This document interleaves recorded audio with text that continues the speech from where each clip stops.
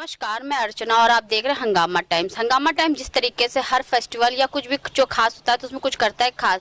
तो एक तरफ जिस तरीके नया साल आने वाला, वहीं पे नगर निकाय चुनाव भी होने वाला है और सही प्रत्याशियों ने अपनी कमर कस के रखी हुई है कि जहां पे भी नगर निकाय चुनाव की घोषणा होगी वो अपना पूरा जोर लगाएंगे और ज़्यादा से ज़्यादा भारी मतों से वो विजय हासिल करेंगे। तो ऐसे एक प्रत्याशी के रूप में सलोनी केसरवानी जी हैं जो गोमती नगर राजीव गांधी वार्ड द्वितीय से हैं। तो उनकी क्या तैयारी है और किस तरीके से वो जो लोगों के बीच में जाके जनसंपर्क कर रही हैं और सभी से क्या अपील करना चाहेंगी, तो बातों का सिलसिला शुरू करते हैं और पूछते हैं कि नगर निकाय चुनाव के लिए क्या तैयारी है। आपका स्वागत है मैम। धन्यवाद। मैं आपके सवाल के जवाब पर आती हूँ सीधा सीधा।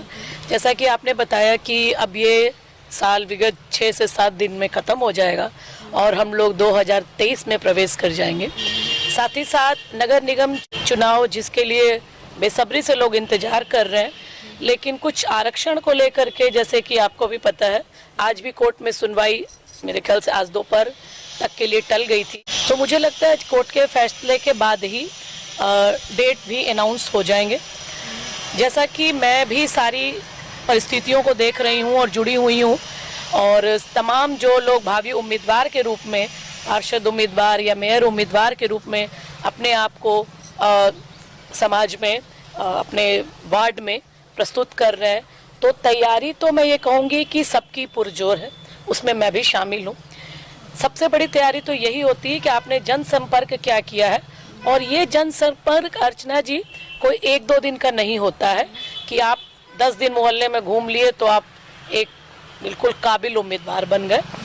ये सब काम तो आपके वर्षों वर्ष का किया हुआ काम होता है।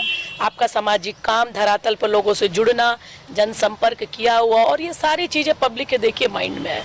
चाहे आपने विगत 10 वर्षों में भी काम किया हो तो पब्लिक आपको अच्छे कैंडिडेट के रूप में एक्सेप्ट करने को तैयार है। तो मेरी तैयारी पर अब हम लोग आते हैं, तो मैं आज किसी चुनाव के लिए, कि नगर निगम चुनाव है या पिछले बार जैसे एमएलए का चुनाव था, विधानसभा का था, या आने वाले समय में एमपी का चुनाव होगा, लोकसभा का, मेरी तैयारी कोई 1 दिन की नहीं होती है कि मैं 2 दिन काम करके और अपनी पहचान बनाई हुई हूँ। प्रभु की, ऊपर वाले की इतनी दया है कि मेरा अपना बना बनाया एक काम की वजह से एक पहचान है। काम की वजह से आपका नाम भी है। हाँ, ये भी बिल्कुल है, क्योंकि मुझे लगता है और हमने हमेशा काम किया है। तो अब जैसे मैं जहाँ भी जाती हूँ, कोई भी जगह, चाहे वो व्यापारी वर्ग में जा रही हूँ या धार्मिक जगहों पे जाती हूँ या सोशली इन्वॉल्व होती हूँ, कुछ ऐसे कॉलोनीज होते हैं जहाँ पर हम मिल रहे हैं लोगों से। बीएलओ के साथ में भी मैं कई एरिया में घूमी, लोगों का जो ओपिनियन पाया, सब ये कह रहे थे कि हमें अच्छे उम्मीदवार चाहिए। फर्क ये नहीं पड़ता आप किस पार्टी से हैं और क्या आपका राजनीतिक बैकग्राउंड है, लोग अच्छे उम्मीदवार की उम्मीद लगाए हुए हैं और उनको ऐसा पार्षद चाहिए जो एक्चुअली में जो लोकल समस्याएं हैं, चाहे सफाई की हो, सीवर की हो, ट्रैफिक की हो, बहुत सारे पथ नहीं बने हुए हैं, बिजली की है, बिजली के खंभों की है, कई समस्याएं होती है जो पार्षद की जिम्मेवारी होती है कि वो उसको उस तरह से निपटाए। तो सभी ये कह रहे हैं कि हमें अच्छा पार्षद चाहिए जो उनकी बात सुने, ऊंचा तक ले जाए। और समस्या देखिए, हर आदमी की समस्या, मैं जानती हूँ कि देश में रहते तो देश लेवल पर होना चाहिए, लेकिन कुछ समस्याएं जो होती है वो पहले अपने घर की, अपने एरियाज की होती हैं। अगर वो नेग्लेक्टेड है या उस पर कोई कार्रवाई नहीं हो रही है तो बड़ी बड़ी बातें करने का कोई भी फायदा नहीं है। तो लोगों ने मुझे बहुत अच्छे से ही हर जगह रिस्पांस दिया है, और मैं तो कुछ उतना नहीं कहती, मैं कहती हूँ कि आप छोड़िए दलबल, आप उसके काम पे वोट दीजिए। छोड़िए दलबल, अपने बल के साथ में काम करिए। एग्जैक्टली, अपने बल पर, अपने बलबूते पर, और वो बलबूता होता है आपका काम, आपका रियल काम, दिखावा नहीं कि चलिए आज हमने कुछ कर दिया फिर शांति में बैठे हैं। चाहे कोई भी प्रकार का काम करे तो आप दिलो जान से जुड़े, जनता आपको पसंद करती है तो निश्चित तौर पर आप एक सफल कैंडिडेट हैं और आपको सफलता मिलेगी। राजीव गांधी द्वितीय जो वार्ड लगता है, इसकी प्रमुख समस्याएं क्या हैं? देखिए, राजीव गांधी वार्ड द्वितीय जहाँ पर मैं भी रहती हूँ, मैं भी इसी एरिया की रेसिडेंट हूँ, और जो समस्याएं हम लोग बहुत दिनों से देख रहे हैं, छोटी छोटी समस्याएं, खुद में मैं बोलूँगी कि हमारा एरिया अच्छा डेवलप्ड एरिया है। ऐसा नहीं है कि हम एक जबरदस्ती का कुछ निकालें, लेकिन कुछ समस्याएं तो है। जैसे पहला समस्या कि यहाँ पे आप देखेंगे आवारा जानवर घूमते रहते हैं। अभी न्यूज़ उठा के देखेंगे, आज उनको कुत्ता काट लिया, कहीं उन पर अटैक हो गया। तो ये जो मासूम लोग जो नॉर्मली रोड पे जा रहे हैं, मैं हमेशा इस बात को कहती हूँ, मैंने आवाज़ भी उठाया है कि भाई आप थोड़ा प्रोटेक्टिव रखिए, कोई जान माल से बढ़ के कुछ नहीं है। मैं भी जानवरों को बहुत स्नेह रखती हूँ, मैं खुद एनिमल वेलफेयर में एक मेंबर हूँ, लेकिन इसका मतलब ये नहीं है कि लोगों के जान माल से आप खिलवाड़ करें। सबसे एक one of the very important problem is this. Secondly मैं कहूँगी कि आप देखेंगे जब भी बारिश होती है और कुछ तूफान आंधी आ जाए, ये गोमती नगर जिसको बहुत ही पॉश एरिया में माने जाएंगे, आप तुरंत ही देखेंगे यहाँ पेड़ वेड़ कट के नीचे बिजली का तार गिर गया, सीवर के पाइप भर गए, पूरा जल भराव हो जाता है। तो कभी कभी हम लोग को लोग कहते हैं अरे आप तो वीआईपी एरिया में रहते हैं। अरे ये वीआईपी एरिया थोड़ी है। वीआईपी एरिया बनता किससे? इससे नहीं कि 4 वीआईपी यहाँ रह रहे हैं। वीआईपी एरिया और कुछ सारे एरियाज वीआईपी होने चाहिए। तो हम जो समस्याएं देखते हैं, और भी मैं समस्या देखती हूँ, आए दिन आप देखेंगे बिजली के पोल पर स्पार्क हो गया भाई, ठीक है, घंटों घंटों बिजली नहीं आ रही है। अब कुछ जो जागरूक नागरिक होते हैं, इसमें मैं भी हूँ, मैं भी फ़ोन करती हूँ, जानकारी लेती हूँ। पेड़ बढ़ जाते हैं अनवरत, कोई कटाई छटाई नहीं होती है, ठीक है। आप देखें नाले भर जाते, सफाई नहीं होती, लेकिन फिर भी ये मैं मानूंगी कि हमारा एरिया अच्छा है। और पार्क में भी मैं चाहती हूँ कि जैसे बहुत सारे लोकल पार्क है, अनडेवलप्ड है, जगह अच्छी है, यूटिलाइजेशन कुछ नहीं है, तो उसको अगर एक मकसद से लेकर चला जाए, शाम को योगा रखिए, है ना, बच्चों को सुबह जैसे आप देखते हैं ना खुले आकाश के नीचे कई बच्चे पढ़ते हैं, हम कई जगह से जगह गए हैं जहाँ पे बच्चों को पढ़ने की जगह नहीं। अगर उन पार्क को सौंदर्यीकरण के साथ साथ एक अच्छे मकसद से भी लेके चले तो वो जगह अच्छे से यूटिलाइज हो सकती है। और समस्याएं तो शायद भारत देश में इतनी है कि जिसको हम निवारण करना चाहें तो हम कर ही भी सकते हैं, लेकिन अनदेखा करने वालों की भी कमी नहीं है। लेकिन बहुत सारी समस्याएं देखिए, एक पॉश एरिया में मैं गई, वहाँ के लोग मुझे पार्क में ले गए कि देखिए मैम यहाँ पे हमने इसको इतना बढ़िया बना, लेकिन एक पगडंडी जो होती ना प्रॉपरली जिस पर लोग वॉक लेते हैं वो टूट गया। उसके लिए हम लगातार यहाँ के पार्षद को कांटेक्ट करें, वो न सुनता है, न आता है, न जाता है। हो सकता है वो उनके प्रिय दल का नेता हो सकता है, लेकिन अगर सुनवाई ही नहीं है, छोटी समस्या लेकिन है तो ये सारी समस्याएं छोटी छोटी बहुत है। और ट्रैफिक तो आप जानते ही हैं कि कितना बाधित है, लेकिन थोड़े से हम लोग को रूल और रेगुलेशन में रहें। व्यापारी वर्ग की समस्याएं हैं बहुत तरीके की, जैसे आप सभी जानते हैं कि छोटे छोटे जो हफ्ताबंदी किया हुआ है सब लोगों ने, तो ये सब पार्षद का काम है कि जो है प्रशासन को ये बात नॉलेज में करे और उसकी मदद करे। तो मैं भी इन सब चीज़ों में लगी हुई हूँ और उम्मीद करती हूँ कि मुझे मौका मिला तो मैं ज़रूर अपने एरिया का तरक्की करूंगी। क्योंकि मैम हमने भी देखा है कि जब पानी गिरता है तो जल भराव गोमती नगर में ही नहीं सबसे ज़्यादा होता है, अन्य क्षेत्रों में, लेकिन गोमती नगर जो कि लखनऊ की स्मार्ट सिटी माना जाता है, इसमें तो बहुत ज़्यादा हो जाता है। रेलवे स्टेशन पे आप रोड पे आप जाइए तो वहाँ पूरा जल भरा रहता है कि पता नहीं चल पाता है। हाल ही में तो बहुत सारे गड्ढे ऐसे हो गए थे कि जहाँ पे लोग गिरते थे तो एक्सीडेंट हो जाता था।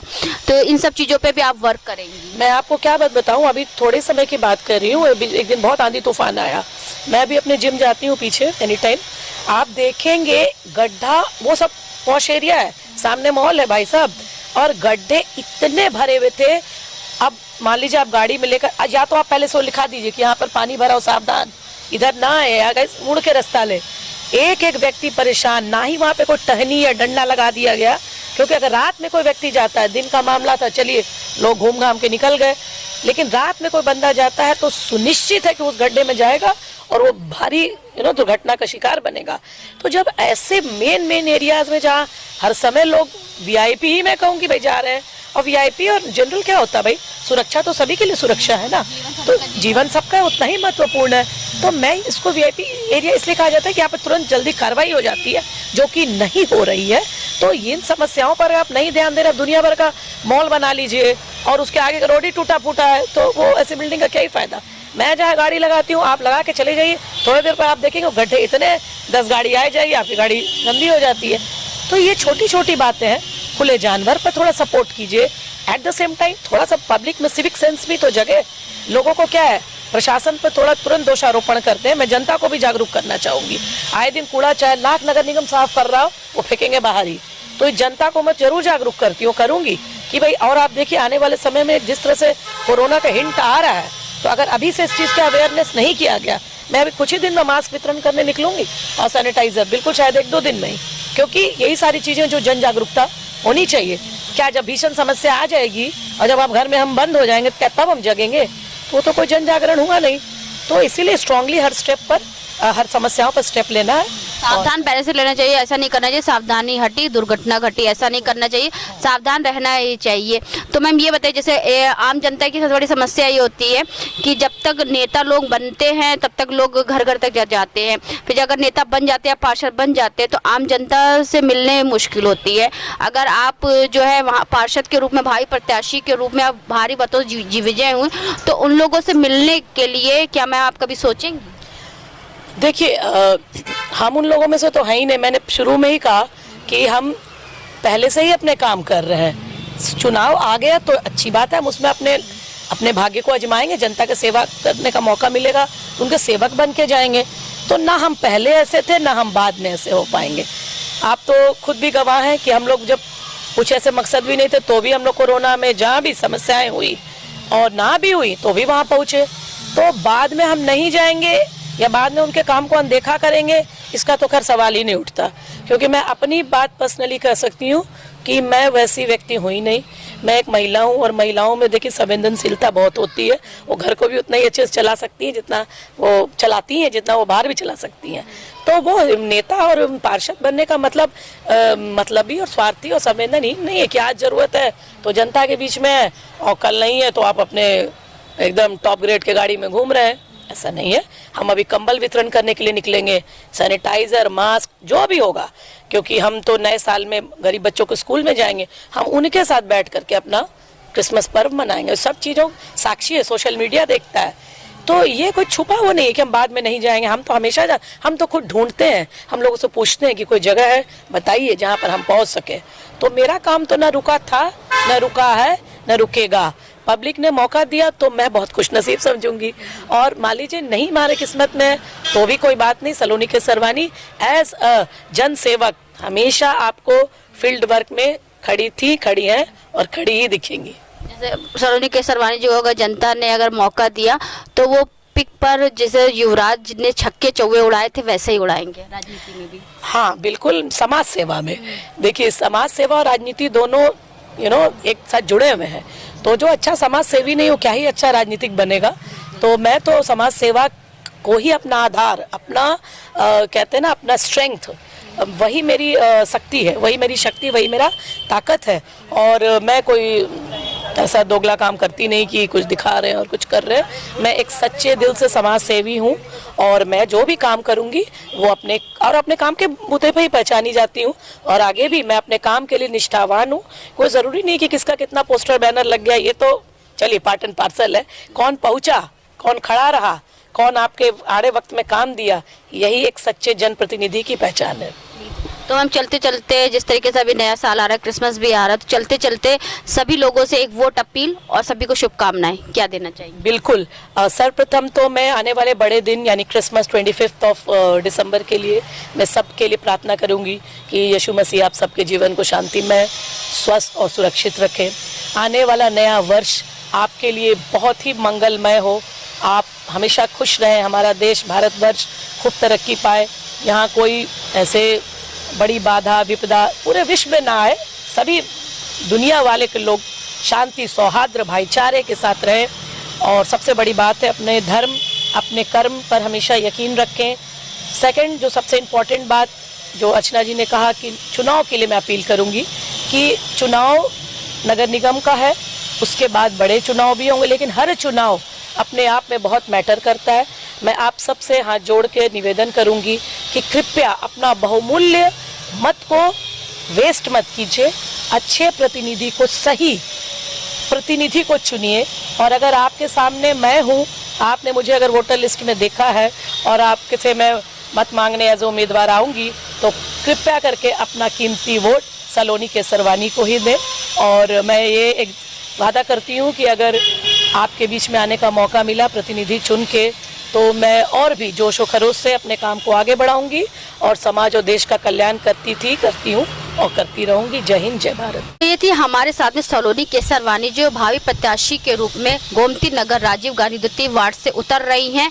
उनको किसी भी दल या बल की जरूरत नहीं है, उनके अंदर इतनी क्षमता है और उन्होंने इतनी समाज सेवा करी है कि उनके साथ में एक संगठन और इतना दल और बल इतना जुट गया है कि वो अगर वो चलती तो उनके पीछे हजारों की संख्या में लोग जुटे रहेंगे। क्योंकि आज जो हमारे देश की मांग है, तो ऐसे समाज सेवक या समाज सेविकाओं की जरूरत है जो समाज में एक परिवर्तन लाए। क्योंकि परिवर्तन का अगर हिस्सा बनना है आपको, अगर परिवर्तन चाहिए तो परिवर्तन का हिस्सा आपको बनना पड़ेगा। तो इसी परिवर्तन के साथ में सलोनी केसरवानी जी भी इस समाज में और अपने क्षेत्र में परिवर्तन के लिए भावी प्रत्याशी के रूप में उतर रही हैं और आम जनता से वोट की अपील करी कि उन्हें सही समझ करके उनका वोट, अपना कीमती वोट उन्हें दे, जिससे वो इस अपने क्षेत्र में राजीव गांधी द्वितीय वार्ड में एक परिवर्तन ला सके। क्योंकि जब अपने क्षेत्र का सुधार करेंगी तभी वो देश का सुधार कर पाएंगी। तो ऐसे आप बने रहिएगा और देखते रहिएगा किस तरीके से लखनऊ में क्या खास हो रहा है, और नगर निकाय चुनाव पर नजर रखिएगा कि कौन कौन से भाई प्रत्याशी के रूप में उतर रहे हैं। तो धन्यवाद, हंगामा टाइम्स के साथ बने रहिएगा। हंगामा टाइम्स की तमाम खबरों को देखने के लिए हंगामा टाइम्स को सब्सक्राइब कर लीजिए और बेल आइकन दबा लीजिए। अगर आपको ये वीडियो अच्छा लगा हो तो लाइक बटन प्रेस कर अपनी प्रतिक्रिया हमारे कमेंट बॉक्स में देना मत